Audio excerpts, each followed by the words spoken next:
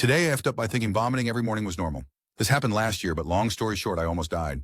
It started slowly with me frequently missing breakfast because of stress, depression, and ADHD. I would get stomach cramps and blow it off.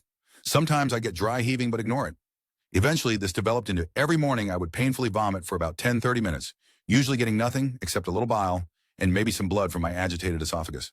I just figured it was bad hunger pangs because sometimes if I ate something before the nausea set in, if it already set in, then eating made it worse, it would seem to prevent or delay the onset until later in the day. I ignored this for over a year and a half.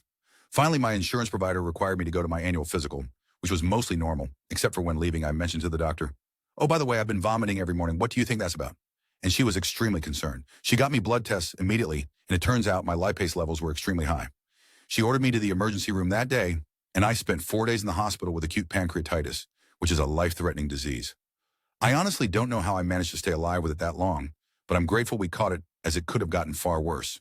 They later on ended up removing my gallbladder and finding stones that didn't show on the MRIs, so that was a likely cause. Still, note to future self and others, throwing up every day is not normal, and you should probably look into that